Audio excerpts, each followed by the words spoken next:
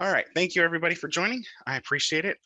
So we're talking about cybersecurity as a competitive advantage tonight. I'll just go ahead and jump in real quick. Going to talk about a little bit about myself, a little bit about my history. I've been in security now for a number of years. Started off originally as a consultant and did not. I started off in project management really and worked my way into cybersecurity, but cyber has always been a underlying theme of mine and an interest of mine, driven from work that my father was doing before me, and then just in my internships in college, and then throughout my career, either compliance, audit, and or cyber has always just been a theme in pretty much every project I've worked on. And so, as we've discussed already, currently run our cybersecurity architecture team at IHG, and that will actually be changing in the next couple of weeks. I'm still staying at IHG, but the title will change. So next time I'm back, or you can look me up in LinkedIn in a few weeks, and you'll see how that's the scope there has changed a little bit. So good news overall. All right.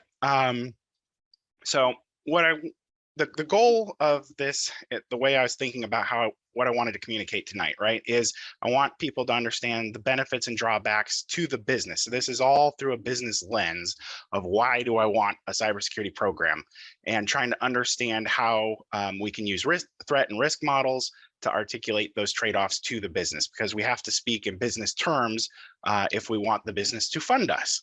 We're not going to go into details on how to do the threat modeling or how to implement a risk model, but definitely taking the output from that so that we can talk to the business. So overall, the agenda, I'm going to talk about what I call the security threat landscape, kind of talk a little bit about the different players in that landscape, but you'll see in a minute here that a lot of it's the business. And then how do we measure competitive advantage, starting just with the basics in the definition, articulating the benefits to the business. I'm going to talk, my controversial topic is around brand reputation for the night. So we'll talk about that a little bit, talk about some of the drawbacks to the business of implementing cybersecurity. How do we do that balancing act between them? And then actually wanted to give a story and walk you through my thought process. Really, this is a real life scenario that I went through relatively recently that came to my attention. And so I was going to just walk you through how do I approach that and display that. So that is the agenda for tonight. So jumping in, the security threat landscape. So this is a basic framework. This doesn't matter if it's cyber or physical, really. We are always looking to understand who is potentially trying to attack the business. How would they attack us? What are they trying to get at? And then if they were to accomplish their mission of getting to our crown jewels, what is the impact to the business? So I've given a lot of different examples here in each column, but as you can see at the bottom under the who, the cyber threat intelligence team typically within a company, or the function that accomplishes that, whatever they're called, they are responsible for identifying the who. Right? Are there, if you are a government agency, for example, you will have different threat actors that may be targeting you versus somebody that's in the gaming industry versus somebody that's in hospitality or whatever industry you're in. There are potential nuances of threat actors. And threat actors are after different types of information from a cyber perspective, and they can get to it lots and lots of different ways. We're not going to talk about all the different ways you can get to the data, but the people responsible for trying to protect us, right, are the security operations folks. They're going to rely on security engineering and security architecture and other teams, but they're the front lines in terms of how do I identify that there is an attack, and then how do I stop it, right? And then the what is really what is important to that business. So it's primarily data, but there's lots of different types of data. And if you're in a regulatory environment, the data is going to change, and the importance of that data is going to change to you as a business because of the liability involved. And then there's also potential for proprietary information. It could be, financial information. If you're a stock that's listed and an index somewhere, then you're not by law allowed to make certain financial information public before you're supposed to, things like that.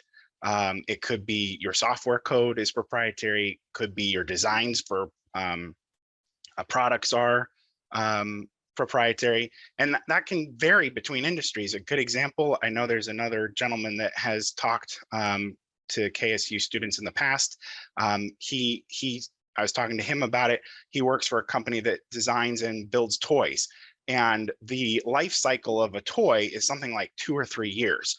And when he talked to his business counterparts, it was not important to them really if that proprietary design, if you will, got stolen, because of the long timelines that they have between the design and when they actually start selling the toy. All the different groups they have to interface with around marketing and the development and building of the toy, etc. It's so difficult to get the product to market that they didn't feel like it was that big a deal if somebody else had it, 6 months before they actually published it. It wasn't going to make a difference. So it very much depends on the environment that you're in. And then the actual assets that you have, right? It could be physical assets, your computers, your machines themselves, your server farm, for example, or the digital assets, the virtual machines, etc. If those go down, right, and nobody can log into your website because somebody turned up the heat or turned down, it broke your air conditioning for your data center, for example, and now all your servers are offline because of that. Nobody can get to your website, nobody can buy anything. That has an impact, obviously, on the organization. So I do list brand and reputation damage here. We're going to talk about that one later, and why I don't necessarily feel that necessarily belongs on here, but it's definitely one that comes up all the time. Loss of confidence. We're going to talk about that. And it's different groups that have confidence in a business, right? It's your employees, you have customers, and then you potentially, depending on your agreements, you have franchisees or subsidiaries, et cetera, and as well as business to business groups that you're interacting with. You have financial impact, obviously, business loss and operational disruption if you have things that go down, and then the fines that are associated with regulatory non-compliance. And there's probably others here that I haven't listed, but those are the ones that come top of mind in most companies. But the important part here is also the crown jewels and the organizational impact. That is defined by the business. That is not something that cybersecurity or the security team is responsible for identifying or defining, right? We definitely provide a lot of input to the business to help them understand why they should care about it, and how to calculate the impact perhaps, but they are the ones that have to tell us that, yes, this is what we need to protect ultimately, and they're the ones that are worried the most about the impact, if you will. All right, so how do we measure competitive advantage? If I looked up this definition, competitive advantage is something that places a company above the competition, which I hate because you should not use the definition in the definition itself, or the word that you're trying to define in the definition, but that is the most common one that I came across. Point being, why does this make us special? So thinking about this, I feel that competitive advantage is ultimately coming from reducing the impact of a security incident. That is what the goal of cybersecurity is. And we can measure it along 4 different dimensions that I'm defining here. So first of all, how do we reduce risk? How does this make us different from our competitors? How does it enable the business to do what they need to do? And how do I reduce the operational disruption and business loss, which you could argue is another lens of looking at enabling the business, but let's go see how the different examples play out here. So if across each of these dimensions, let's start with reducing risk. So it is in and of itself, you could think of cyber as a form of insurance, right? So I have to pay my insurance premiums, but I also pay my cybersecurity team. Both of them are trying to protect the business. Help preventing financial fraud and embezzlement. So this is reducing the risk of those activities occurring by having the monitoring in place, the preventions in place, et cetera. It can help avoid high legal costs, whether it's regulatory or whether you're just getting sued because there's an angry customer that you lost their data, whether it was regulatory protected or not. They are suing you in the course of doing business because you did not show the right level of protection of their information, and then protecting against regulatory fines explicitly. It helps differentiate yourself from the competitor, right? So it can help support sales. So for example, we get and we also send out third-party risk assessments all day long. I help respond to them probably once a week at least. And our third-party risk management team, we deal with probably, I would say 150 a year or more, where we're sending out, the business wants to bring in a new third party to deal with or work with, and we check them out from a cyber perspective. And so it can help us when we're trying to make a sale to a big company. And we do that for even hospitality, right? We have groups that come in and want to purchase 1,000 rooms at a time, right? And so they want to make sure if they're going to give us their information as a business that we're going to protect it adequately at our hotels. And so we can do that by saying, yes, we're meeting all your cyber requirements because we have a cyber program. It can increase that value and the trust of the relationship with customers, primarily the B2B customers, and then suppliers that are working with you. And it helps to make you different from your competitors, depending on the industry, if you have certifications, right? So it could be a SOC compliance, it could be a PCI compliance. There's lots of different ones. You could have ISO 27001 compliance certifications, etc. So the more you have versus your competitors that may not have been able to achieve all those certifications yet, it can make you look more attractive to do business with. And then from enabling the business perspective, it again helps you meet those regulatory requirements, which is the opposite of protecting, I guess, against, or it's a goal of protecting against the regulatory fines. And it helps, protect the intellectual property, which, depending, again, as we've discussed, the industry, if you lose your intellectual property, you may be out of business because everybody else has it and can duplicate what you do. And then operational disruptions and business loss, protecting the data that you're relying on from either being unauthorized access, getting lost, deleted, modified incorrectly. You can reduce incidents, which directly impacts, right, your system uptime, because if you have an incident, you have to take a system offline to remediate, or the incident itself brings down a system. Preventing physical damage or loss, as we discussed, you could have your server farm go offline because somebody attacked your HVAC system, or your servers could overheat and melt down, etc. And then even lowering the cost of your cybersecurity insurance premiums. That one has gotten less and less true, unfortunately. Cybersecurity insurance has continued to go up astronomically, and they've gotten a lot smarter about what they're asking for. And even if you meet all their criteria, it doesn't really get you a huge cost savings there. But I think overall, if you don't have the cyber program to meet that, then you're not even going to get the insurance to begin with. Any questions yet? I'll take a pause here. You could put it in the chat if you want. Okay, I'll keep going. If you have anything, just feel free to pop it in the chat. So let's talk about brand reputation real quick. The question obviously is it a benefit to the business? Is cybersecurity a benefit because it's protecting our brand reputation? I would say it depends. I've done some research on this, and I think, yes, short term, it can make an impact. Long term, though, it hasn't stopped me, and it hasn't stopped anybody I know of from shopping at any number of companies that have had cyber incidents, right? We've listed Target here, Home Depot, etc.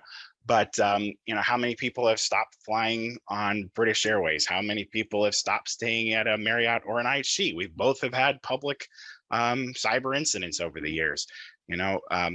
Going to Target is a great example. My family goes to Target probably on a weekly basis, if not more often, right? And even when it first came out in 2013, I knew about it, but it still didn't stop us from going. We just had to change our credit card at the time. So I pulled out a couple of examples here where the Target breach did impact for a little bit. It basically impacted them for about a year, and then it started to go back up. JP Morgan didn't really see any impact to their long-term stock growth. I couldn't find information on short-term.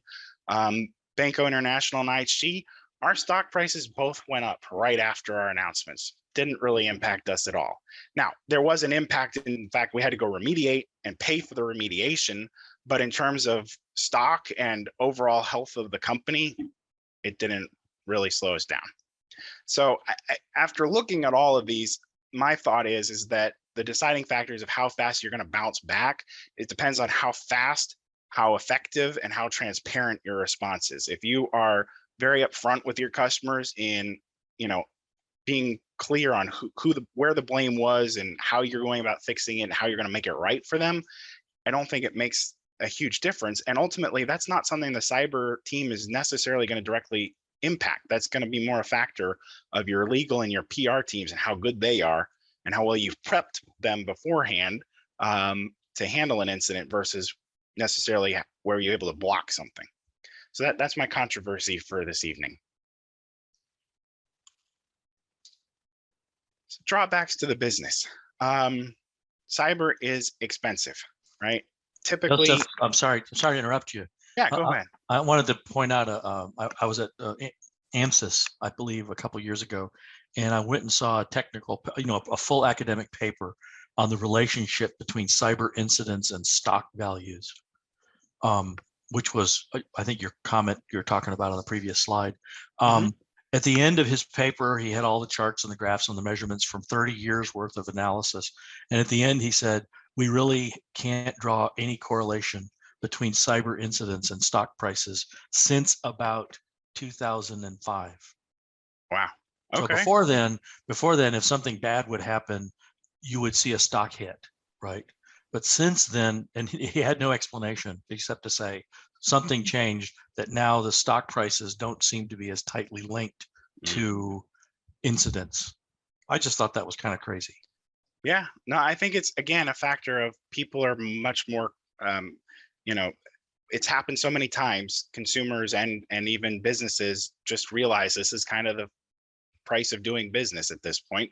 And so it doesn't impact us quite the same. And again, as long as you are showing real fast that you can make it right for your customer, it doesn't really, it's an inconvenience, but it's an accepted cost of business at this point, I feel. I mostly wanted to call this out because I was on a call even at my company. This was like 2-3 months ago now. And we had, I don't remember if it was a VP or an SVP that came on and was talking to us about, from her perspective in marketing, how cyber was helping them. And she called this out as brand reputation. In the back of my mind, I'm like, I hate to break it to you, but I don't think it's making a difference from that perspective. I feel like people have a bigger risk appetite due to repeated exposure. Yep, exactly. I definitely agree with that. So Herb, I'll have to follow up with you to get that study, because I remembered when I was trying to pull this together, I was trying to research and find some, and I found a couple of articles. I couldn't find that many peer-reviewed things though around this. So I would definitely love to get a copy of that you talked about, or at least if you drop me a note, I'll pop out into the AIS proceedings. I should be able to track it down from the proceedings. Okay, no, I appreciate it. Thanks. You bet. All right, so drawbacks, going back to there. So it's expensive. The normal numbers that I have seen is cyber is typically 6 to 20% of the overall IT budget. So you can kind of extrapolate from there based on the size of the company, how much that is, but it's certainly not insignificant. And some organizations are a lot more well-funded than others. A great example is Equifax. After their large breach, surprise, they spent a lot of money on cybersecurity, way more probably than 20%, but I don't know the numbers. It's complicated, right? Every business process you can think of is going to have something to do with data and with some sort of technology at this point. And so in one way or another, cyber is going to be involved, unless it's completely 100% public information that you don't care about at all protecting. There is some aspect of cyber, even if it's just to protect the machine that's hosting that publicly available information. It requires very technical, but also business savvy people, and that is hard to find that are good people to do the work that needs to be done. This has been said many times that there is a shortage in talent, and I don't know. I've read a lot of controversial things about this, whether there really truly is a shortage in talent. I'm not sure one way or another, but I can tell you that it has been very hard to hire people. A great example is I'm trying to backfill for one of a team member that left my team here about a month ago now, a month and a half ago, and I've had my job opening up for about a month, and I've had a grand total of 3 people apply. And that is with an active recruiter out there trying to find people. I've been on LinkedIn, I've been on Discord and social media trying to get people to sign up and at least apply so I can talk to them. And all I've gotten are 3, and unfortunately, those 3 were not the right type of people that I was trying to hire. So there's at least a shortage in my world at the moment. You know, what I've read is that this is due to increased workloads on people, which definitely I looking at my own company, I can attest to. I feel like that is true. Unfilled job openings, meaning that there is just continues to be so many open, I guess, that people can find a job easy and it's hard to fill all of them, and that there is high burnout. And I think the burnout really does depend on which aspect or part of security you are in. But it does get, if you are not careful, it can get tiring because you feel like I'm doing the same thing day after day, and yet I'm not seeing progress. But people lose sight of the fact that just because the business is always going to have vulnerabilities, because that's a nature of vulnerabilities, and that you're never going to be able to patch 100%, does not mean that you are not protecting the business and you're not accomplishing your goals. And so it definitely, it's something that you need to reset with your teams and help them understand why you're doing what you're doing every time, so that you can avoid that burnout. I think one of the most complicated things is too that the threat landscape and the technologies are constantly changing. And so the business has to constantly figure out, is this what I want to be spending money on? How do I want to go about this? And constantly having to be training. You know, I don't know. I've never been a marketer, but I don't think they have to go through nearly as much training as somebody in cybersecurity has to do on an ongoing basis. What are some challenges you face during those interviews when assessing the applicants for the position? Great question. So in my particular case, I'm trying to hire an architect, a security architect, and I'm trying to hire somebody in particular that either has an interest in or ideally has a background in it, development. I want somebody that can help us with DevSecOps. And so the people I've talked to have been so far, you know, they've been security engineers, which they know security fairly well, and have been great from that perspective. But I also need somebody as a security architect this is a higher level role, right? It's really a manager level role. And the expectation is that person is going to be able to self-drive a lot of their work, and not have, you know, be told explicitly do this, do that. And they're going to have to be on a ton of different projects over time. And they need to be able to understand what they need to do and report up on it on an ongoing basis. And all the folks, those 3 folks that I've interviewed thus far, they're great for doing the technical aspects, but they're not great on the project management side of things or the documentation side of things that an architect needs to do. So that has been the issue with this particular position that I'm trying to fill. All right, so how do we balance these challenges with what the business needs? So I do feel that it is a critical driver of business value, and that it has to achieve the business's goals. And typically that is almost always try to move fast and make more money quickly while providing the right level of the security and compliance that we need as a business.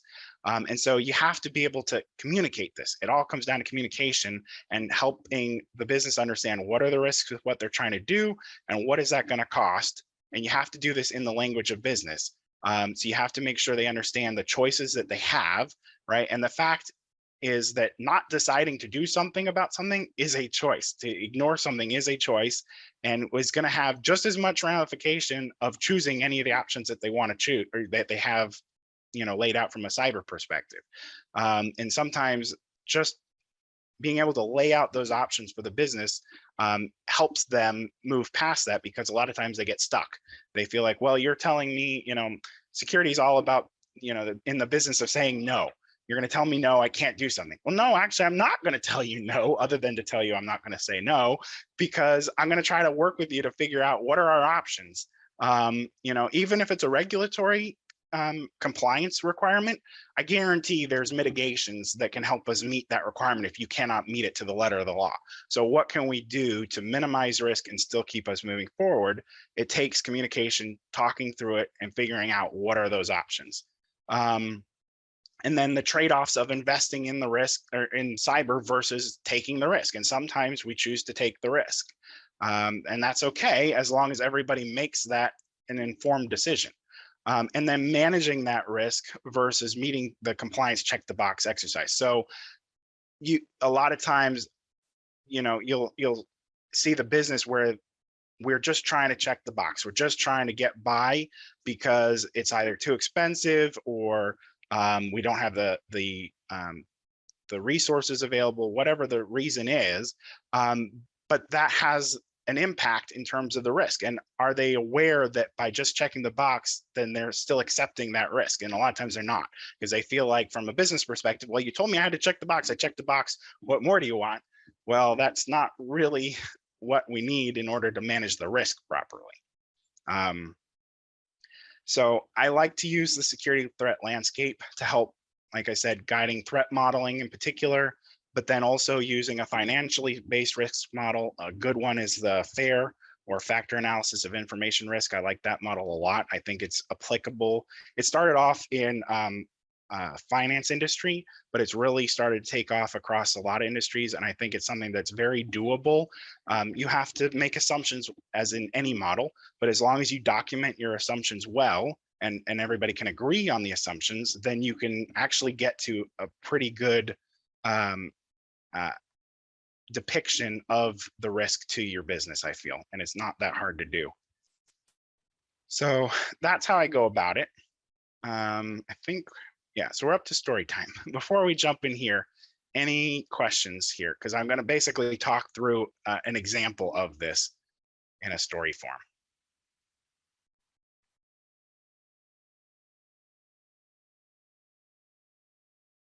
Okay, I'll go ahead and start, but feel free to put in any questions you have. So like I said, this is actually based on a real example that I came across recently. So we have a software company. They are venture capital funded. They've been doing great. They're growing really quick. So in the past 3 years, they've grown by 600%. They got over 100 employees now. They have other competitors. Those competitors have a whole bunch of cybersecurity compliance certifications. They have robust cybersecurity programs. This company has nothing. And they're starting to get more and more questionnaires from potential buyers of their software saying, hey, how do you meet these requirements from a security perspective, whether it's something that the company wants or whether it's a regulatory requirement, et cetera. And so they are starting to look to hire somebody to come in and build this program to help them be competitive. And so just the backstory on this, this was a friend of mine from college, actually, that had started this company, and he knows nothing about cyber. And he's like, hey, help me out here. What would you look for? What would you do here? And so they know that it's a critical driver, right? They're being told by all these potential customers, they got to fill out all these questionnaires. They don't know how to fill them out. They know they're going to have to do this. They can see their competitors have all these certifications. And so, but at the same time, they're growing super fast and they don't want to spend time having to do any of the security, and they don't want to have to spend the money on it, et cetera. So how do we balance that? And so in looking at the company and what they want to achieve, ultimately, where do I think they need to go and where would I start? So on the right-hand side, the capabilities I would focus on are the compliance, right? Because that's a primary one that they need immediately. And then how do I support sales? And then security engineering to be able to support the compliance in particular and get the capabilities in place, and then operations to operationalize those capabilities and keep basically block the threats that are coming in. So just more background too on this, just in case you're curious, they did not end up going this direction. They settled, they went through a risk analysis and said, you know what? Yes, ultimately we understand we would love to get there, But for the short term, what we want is we just want a security engineer. He's going to come in and he's going to build those capabilities that we talked about. And so we're just doing that bottom layer, and he's going to start to fill out some of those questionnaires based on the work he's doing. And that's where we're going to start, and we'll grow the program from there. So you can see, even though I've got this long-term vision of where this company should go, and they agreed with that, you still got to plan out and figure out how you're going to get there and what's right for the business at that time. Let's see here. I don't know if we really want to go through each line by line, but let me see if I can pick out a few here that I feel are most important. We talked about compliance, right? Because they know that their competitors have those compliance certifications. They know they're getting their questionnaires. They want to be able to demonstrate that. So how do we build a program to start getting those certifications? In order to get a certification, you're going to need some sort of data governance, because you need to know what the classification of your data is, whether it's regulatory or not, and then be able to define your capabilities to protect that data. Having a security training program, virtually any compliance regulatory requirement is going to need that, whether it's PCI, SOC, etc. They all will want to know how are you empowering your employees to help you. And then looking at sales support, right? So how do I, and I say I because I'm putting myself in this role here, how do I build and maintain those responses to the questionnaires? And you're going to want to partner. You're not going to be able to just do this on your own. You got to partner with legal, make sure that what you're saying is actually meeting what the business is signing up for in a contract. And how do I work with the solution architect teams in order to make sure that we're actually delivering what I think we're delivering, and then going out and promoting those security capabilities, certifications, wherever it may need to be. From an engineering perspective, it's really just building out the basics of the capabilities that are going to meet the need based on the compliance requirements, based on the data governance and where the data sits. How do I protect it? And that's got a bunch of different things. Any basic security, you have to start with asset management, because if you need to know where your data is, what your assets are, and who are the people that need to access that. And whether you're going all the way to a zero trust, or you're just trying to figure out who owns an asset so that you can get them to patch it, you need to know those basic information. And you don't know which systems, which assets you care about until you know what data sits there. And then on the operations perspective, you need to know what your threats are. So you need to know from a threat intel perspective, even if it's just having somebody going out and researching your industry as a whole, it may not be you specifically, but just understanding the basics.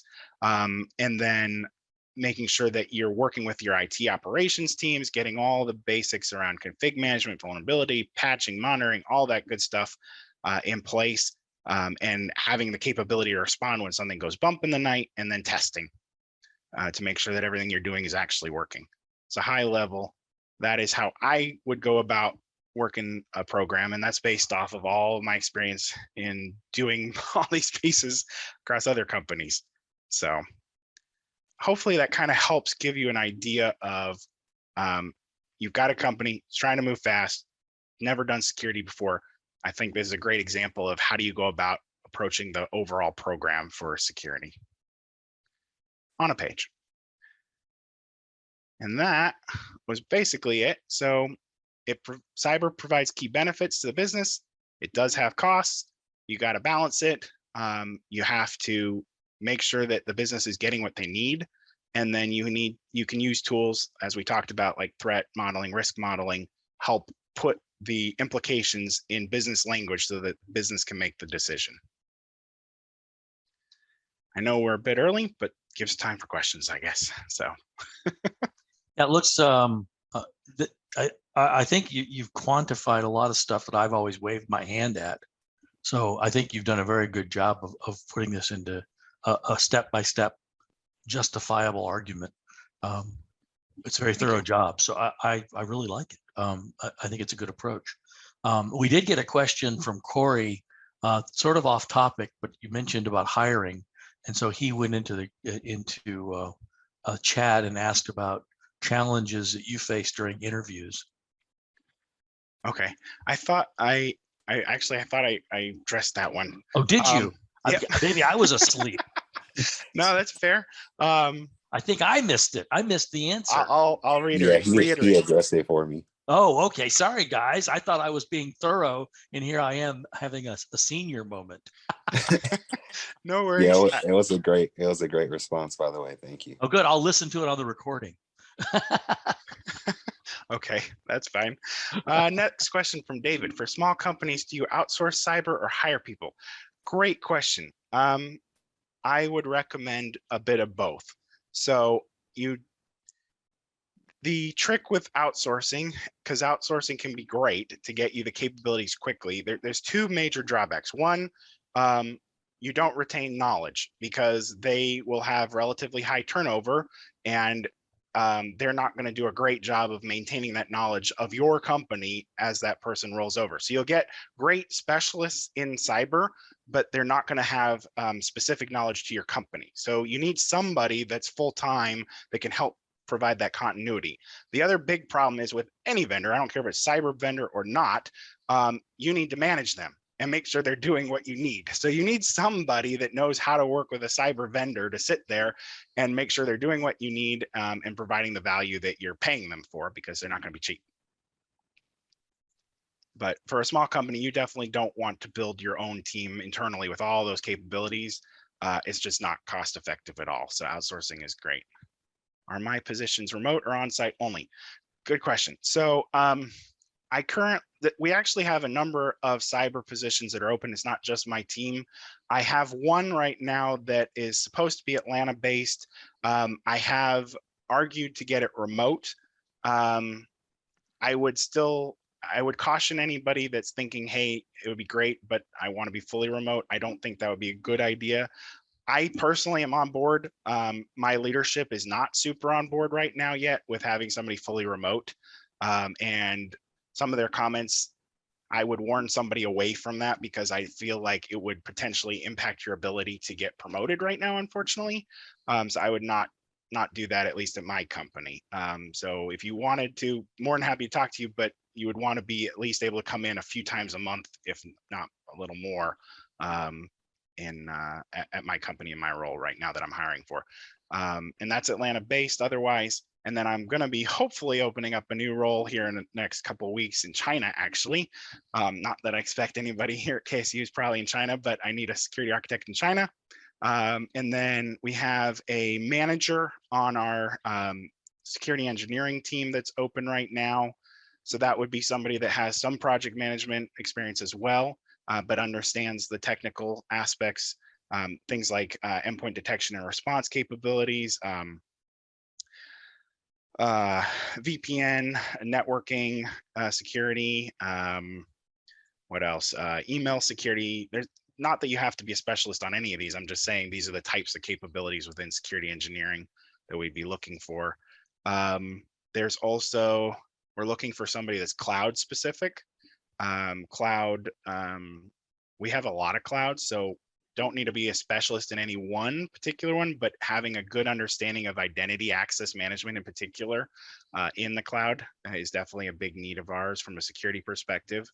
What else? I think there's a few more. If you take a look at isg.com on our careers page, if you try searching for probably just security, and the corporate location, you should find a number of them. If you can't find any, just ping me. You can reach out on LinkedIn, and I'd be more than happy to get you a list and send them over to you.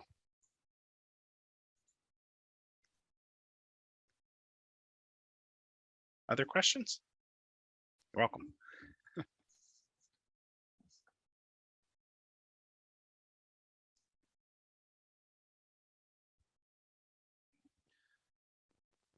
Okay. Well, I could hang on for another couple minutes here. I know that you got another speaker, but it's not for what, another 18 minutes, I guess. 18 minutes. So I know, thank you very much.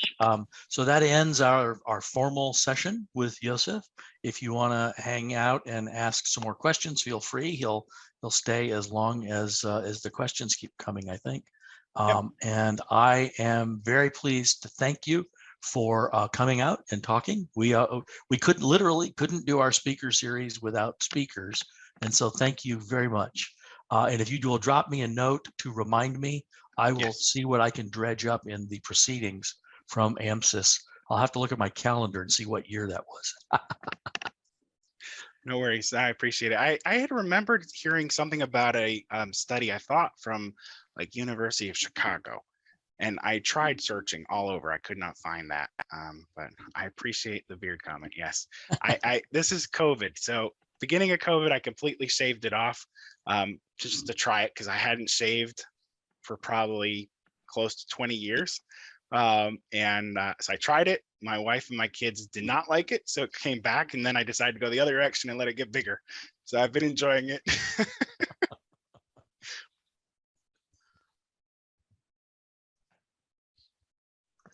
Okay, well, thanks again, Joseph. Yep. All right, I'll stick around, but I'll go on mute and stop my video. So.